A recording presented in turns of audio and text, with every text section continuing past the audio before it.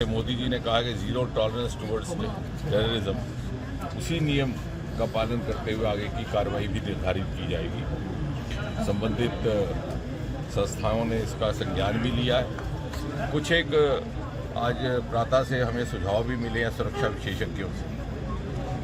उनका कहना है कि उनका पालन करने से शायद ये संभवतः सुनिश्चित किया जा सके कि दोबारा इस प्रकार की घटनाएं ना हों।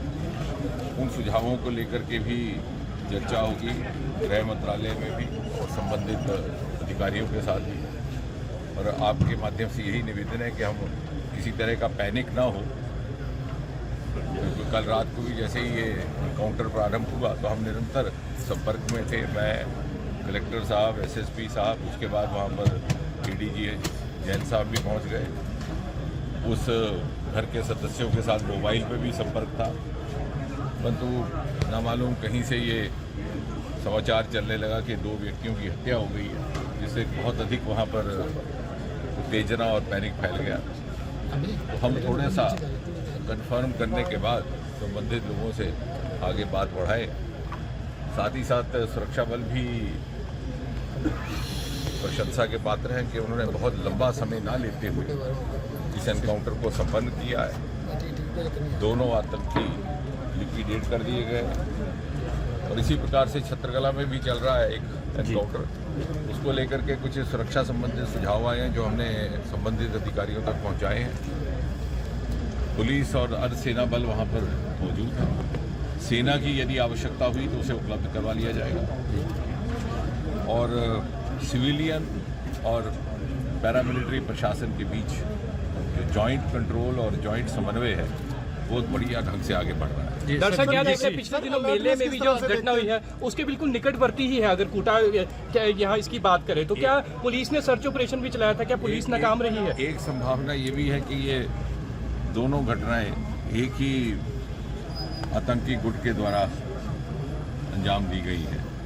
अभी मेरा वहाँ भी जाना होगा उस परिवार में भी, लेकिन उसको लेकर के आप ये आश्वस्त रहिए और आपके माध्यम से भी बाकी हमारे यहाँ जितने भी नागरिक निवासी हैं कि ये जो थोड़ा सा शिफ्ट हुआ था टेररिज्म का फोकस कश्मीर घाटी से इस संभाग की ओर से, ये भी इस बात का संकेत है कि बहुत अधिक वो दबाव में है। सर, बीडीसी को फिर से रिवाइवल के लिए इस प्रकार से उनको घाटी पर दबाव पड़ा जी और उन्हें मजबूर होकर के अपना फोकस शिफ्ट करना पड़ा, लेकिन वो यहाँ सफल नहीं हो पाएंगे। उसका एक बहुत बड़ा कारण ये भी है कि ये सारे का सारा खित्ता, ये हीरानगर का इलाका और ये दूसरा इलाका, ये रिवायती तौर से राष्ट्रवाद और देशभक्ति से ओतप्रोत लोगों से भरा पड़ा है और इससे हमें आम जनता का सहयोग भी पूरी तरह से उपलब्ध है। जिस प्रकार से कल भी वहाँ के स्थानीय लोगों ने जिस प्रकार से सहयोग किया है वो भी एक उदाहरणीय है।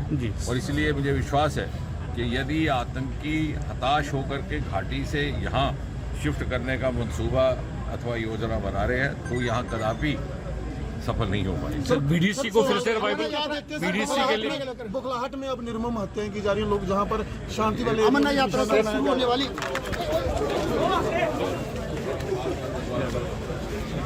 सर बीडीसी का रिवाइवल क्या फिर से? उसके ऊपर तो पहले से विचार चल रहा है। सर, फारूक साहब कह रहे हैं कि यात्रा को भंग करने की तो नहीं कोशिश की जा रही, क्योंकि हमेशा अमरनाथ यात्रा को भंग करने के लिए इस तरह की हरकतें की जाती है।